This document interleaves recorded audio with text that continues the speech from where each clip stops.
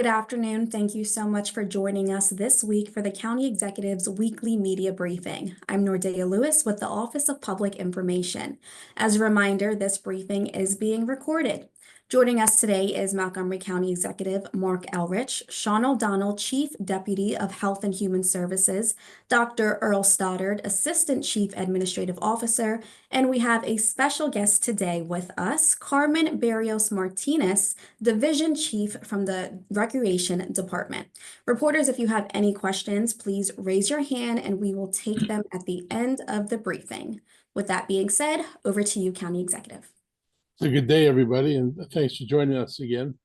We'll start with two interesting and important events in the county this week. Past Friday, I had the honor of celebrating Brigadier General Charles McGee's legacy at the dedication of the downtown Silver Spring Library in his name. General McGee was not only a local hero in the skies as a Tuskegee Airman, but also a hero in life, breaking barriers and inspiring generations. It was a very moving ceremony, and it underscored the importance of remembering and learning from history. On Sunday, we held the county's first ever community resource fair at the Executive Office Building in Rockville. This event brought together county agencies and our community partnerships to connect residents with resources they need. I want to thank the County Council and everyone who made this event a success. It was heartening to see so many people come out and engage. It was also difficult to hear from some of the stories about the struggles our residents are facing. We're committed to doing what we can, but there are often limits to what government alone can still achieve. Still, this event was useful, successful, and I hope the residents found it easy to access the information they needed, and we will be doing this again. Moving on to the rec department, I want to announce or let everybody know that this week I want to feature the work of the Montgomery County Rec Department, and we're extending our free Rec Pass program into next year. Our employees at Recreation provide opportunities that enhance the quality of life for our residents. They also offer programs that are much more than simply physical activities. They support mental health, foster community communications, and give people of all ages a chance to explore their interests and talents. I'm proud to announce that for the third year in a row, like I said, county gyms will be free. And the free pass applies to fully equipped fitness rooms, open gym activities, and game rooms at any community rec center. It does not apply to pool access, which still requires a daily or yearly fee. Earlier this year, I visited Wheaton Recreation Center and enjoyed meeting and talking with residents who use and count on these centers. I heard how much they mattered to the community, and the only complaint they got from many of the users was that they wished the facility was open earlier and had longer hours. The cheapest gyms that anyone can belong to started about $25 a month. That ends up to being $300 a year. Most gyms are more expensive than that, and a lot of people can't afford it. So that, with all that to say, we make it a little bit easier to stay fit and healthy. Additionally, our recreation department opened applications to the Summer Rec Assist program, which ensures that financial circumstances aren't a barrier to participating in programs. Equity is a core administration in our county, and even when it comes to our recreation offerings, we want to make sure that our opportunities and offerings are accessible to everyone, including those in need of financial assistance. To share more about these benefits and assistance that's available, I'm pleased to introduce Recreation Department Division Chief Carmen Barrios Martinez. Will provide more details on how these programs operate and how important they are to our residents. So Carmen, I'm turning it over to you right now. Well, thank you, Mr. Elrich, and hello to everyone. Recreation is pleased to be here to really talk about these two fabulous programs that we have that the county executive just mentioned. So the first one being the extension for the third year of our free memberships or free RecFit passes for our county residents. In 2023, the county executive was very supportive of recreation, making what we call the big shift, which is really moving to more of a community benefit mindset where we let the mission drive the revenue instead of letting the revenue drive the mission. And so we were able to begin offering these passes for free to county residents. It's a $50 million yearly value to our customers. We have over 86,000 county residents who are actively using their free memberships this year, and it's a $500 million value to county residents. And so this is a really important initiative, not just for the health and wellness of our residents, but also for the success of the department. So we've seen a correlation, an increase in revenue and foot traffic. And while we can't say it's directly related to this, right, we definitely see the correlation between the two. In fact, foot traffic in our facilities is up 70% year over year since we initiated this program. So it's a very simple process, right? You come into any of our 22 recreation centers that are throughout the county. You show that you are a resident, and that could be a driver's license. It could be a utility bill for those who don't have a state issue government ID. And then you get your Rec Fit Pass. Like the county executive mentioned, it gives you access to the gyms, but also to drop-in activities like basketball, volleyball, pickleball, and also our game rooms, which have pool tables and ping pong tables and a number of other activities for all members of the family. For our Rec Assist program, which is the financial aid program that the department offers, we have opened registrations for 2025 Rec Assist. So Rec Assist offers county residents that are eligible $400 per calendar year to use towards recreation programs and services like summer camp, swim lessons, ballet, dance, whatever it may be. So if you receive county assistance, public assistance from another county agency like HHS or Montgomery County Public Schools, then you may qualify for Rec Assist. There are 11 programs that you can qualify for Rec Assist. And once those funds are on your account, again, you can use that to help decrease the cost of activities and programs by 80%. So Rec Assist will cover 80% of whatever activity it is that you wanted to participate in. This program is available to all county residents as well. Oftentimes we focus on our children, but it is available to individuals of any age, including our 55+ community. Thank you so much for that, Carmen. If anyone has any questions regarding this topic, only this topic, please raise your hand. Questions going once? Twice? All right. Well, thank you so much for joining us, Carmen. You are free to sign off at any time. And with that, County Executive, I'll hand it back to you. Again, thank you, Carmen, and we're going to continue to help Rec Department get the word out about all these opportunities that we have for our residents. I want to talk a little bit about county budget projections. We're in that season again, and we're starting to put together our budgets for the year that'll begin July 1. I'd like to share some good news first regarding the county's fiscal outlook. Our Office of our Office of Management and Budget has provided a fiscal update to our plan with an upward revision in revenues. FY25 reserves are up $132 million, not reserves, revenues are up $132 million. FY26 revenues are up 127, almost $128 million. And the FY24 preliminary year-end closeouts results show an additional $63.6 million in reserves, which puts us at the 15.8 reserve level, well above the county's 10% reserve policy. So that's good news going into the coming year, given the number of uncertainties we may have about the coming year. These increases are driven by strong income tax collections and property tax performance. However, it's important to emphasize these numbers don't automatically carry the same certainty that they might have in a normal year. We know we're dealing with a new presidential administration and a Republican-controlled Congress, and we're not making any assumptions, positive or negative, about what's to come. But we also know that we're likely to see changes. The same certainly wouldn't have been true in a normal year. So we're being careful about what we do in putting this budget together. But I'd rather be in this position than be looking up a budget cliff and having to wonder what else happens next. At least I think we've got some room to work with. The difference in our projections compared to the state stems from our more cautious approach. We had projected a potential recession in the last year, while the state did not. So the prudence of making that decision has set us up pretty well. And another bit of news, ride-on ridership is up now.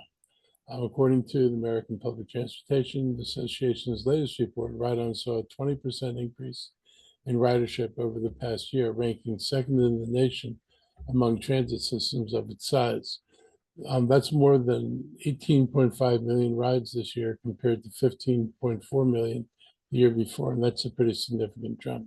It's 3 million more rides.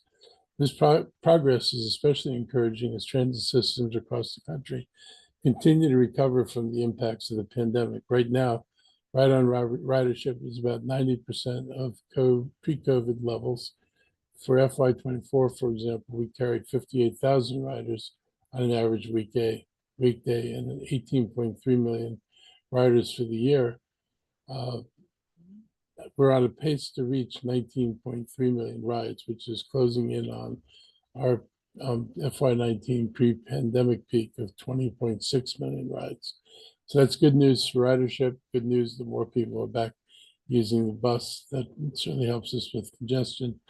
And the bulk of our growth has been on our traditional fixed route services. For example, our busiest route is Route 55, which connects Rockville to Germantown. It's up 23% compared to pre-pandemic levels. And the flash service is also doing well with an 8% increase over last year and a remarkable 56% growth since it was launched. While our flex ridership service is still modest, carrying over a little over 100 riders per day with limited service, we remain committed to adopting it to better meet the needs of the community. The success is a testament to the investments we've made in Ride-On and making it more accessible and responsive to our community's initiatives. And we've taken steps like zero emission busing, zero emission buses, Ride-On Extra, and Flash Bus Rapid Transit, which all give reliable, sustainable options to get to work, school, and other destinations. I want to thank the Department of Transportation and everyone involved in these efforts for their hard work, and we need to keep this momentum going. I encourage residents to give Ride-On a try if you haven't yet. It's affordable, reliable, and one of the best ways to move around our county. We also got more good news from our procurement department. This morning, I attended the Ready, Set, Grow Procurement Connections Workshop in Summer Spring, which helps connect vendors with state agencies. Special Secretary Maria Martinez joined us, and I shared some excellent news about our procurement efforts with the attendees. In FY24, the county spent a record $248 million with minority, female, disabled-owned firms, an all-time high for the program. That is nearly $250 million, the highest amount since the program's inception. It represents about a 23.5% of the total eligible dollars for MFD participation. So that's pretty significant. We awarded $130.5 million in contracts to local small business reserve businesses, reflecting a 30% increase in participation over the past decade and a 74% increase in the spending. This is the highest percentage spent with local small businesses since the program began in 2009. These achievements are a testament to the county's continuous improvement efforts for our procurement department, and we're going to continue to break the monopolies of the good old wind networks and do what we can to ensure a level playing field in the competition. I can only do so much in the private sector, but we are able to influence and control where and how county money is being spent, and we know we can still do more. Our Office of Procurement annually participates in about 40 regional outreach exercises and 30 co-hosted events with outside events with local organizations. So that's a lot of activity for our department. And if you have any questions, feel free to ask them. And if you've not reported yet on the work they've been doing and local and minority businesses they are giving opportunities to, I encourage you folks in the press out there to reach out and talk to them. They've got good stories to tell. Mako Winter Conference is coming up this week, and this week I'm going to attend the annual Mako Association of Counties Winter Conference. It was always a valuable exchange with my peers from across the state, and I expect recent elections and the state budget deficit are going to be prominent topics there. I look forward to discussions on housing, transportation infrastructure, health, childcare, and the blueprint for Maryland's future education funding. These conversations are vital as we navigate the challenges and opportunities ahead. Let us be clear, we can't make progress on any of these issues without revenues. Many of you heard me say this before. Virginia is beating us in economic development. Maryland ranked number 31, Virginia ranked number 1 in the nation for business. And they're killing us in transportation. They ranked number 3 in the nation. Maryland ranked number 34. There's an enormous tie between what you do with transportation and your success in bringing companies to any given state. And Maryland has transportation programs have seriously lagged, and Virginia's have seriously advanced over the past dozen or so years. And we're beginning to see how this all plays out. Here's a big secret that nobody mentions except us, is that businesses in Virginia are willing to pay more taxes than they do here. And why? Because they get more money if they choose us. It doesn't cost them as much, but they get more other things if they choose Virginia. So this is a case of being the cheap date is not necessarily going to get you more dates. If someone is eating a lunch, you better learn how they're doing it. And I've been trying to get folks to focus on that. If people feel that Virginia's eating our lunch, we ought to be paying attention to what they did. They invested enormously on transportation. They did not rely on residents' taxes. They put the taxes out there in a way that it fell most heavily on commercial property. And the money was used that they collected from the special taxing districts to put back in the transportation. That's a big deal. We have a pretty simple plan, pretty straightforward plan for going forward. And it's 3 basic steps. First, if we get the authority from the state this year, let's pass our local differential taxation for counties bill. It makes no sense that a municipality in the state may tax residential and commercial properties at a different rate than at different rates. But in a county, you can't do that. So Montgomery County can't have a separate rate for commercial and residential. Well, the municipalities in the county are able to do that. Virginia and the district, their taxes don't look like Montgomery County's taxes. Their rates are much higher than ours. District goes up to $1.09 per 100 in assessed value. And Fairfax County and Tyson's Corner is around $1.51, $1.52 on commercial property, and we're at about $1.04. So they're taxing commercial at a much higher rate. The rules in Virginia are if you tax usually special taxing districts, money has to be used for transportation, which is something we would agree to here. And with that money, Virginia's been able to build an awful lot of transportation over the past decade, something we have not been able to do. So this needs to change because the tax structure puts an unnecessary burden on residents. It needs to change most importantly because the tax structure keeps us from raising enough money to address our transportation needs. And everybody in the economic world talks about transportation being a critical factor in more urban environments in terms of economic development. I would say it's as plain as day to anybody who looks at it that Virginia gained an enormous advantage with their ability to plan and pay for significant infrastructure growth, which helped attract major economic development players to their state, and that we did not, despite being lower in the tax burden. We need to make sure that people who are paying taxes know where their money is going, which we can't say today when we have an impact of tax on a developer.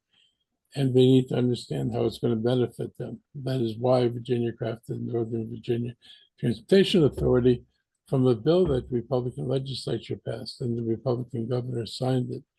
And it was supported by the Northern Virginia Democratic elected officials.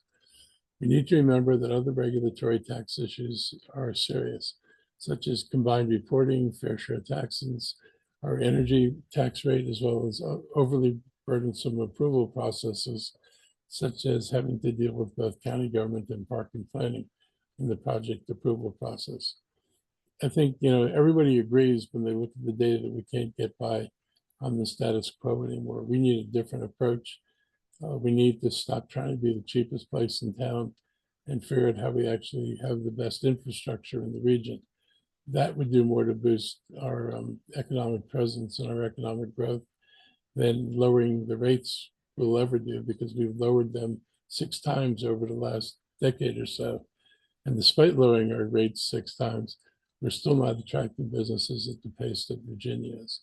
So I'm going to turn it over now to our HHS team for all their updates. And we'll be back for your questions. Thank you, Mr. County Executive. Very light set of updates this week. We just want to remind our public and our residents that this is the high season for respiratory disease.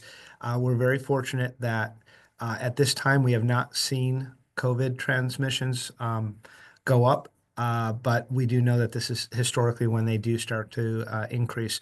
We have had a higher level of RSV, which is another respiratory disease, and that has been largely affecting our school-age children and very young children as well. But it's even more dangerous for our seniors. So if you do have a young person who has a cold or respiratory disease, please, again, try to protect those more vulnerable folks.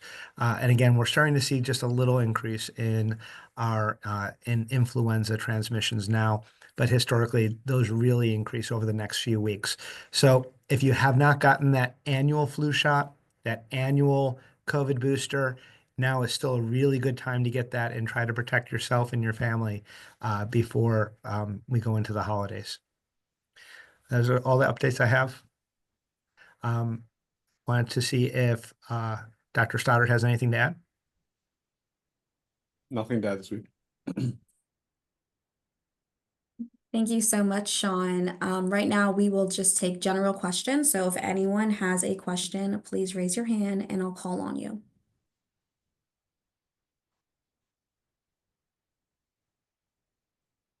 Jenny?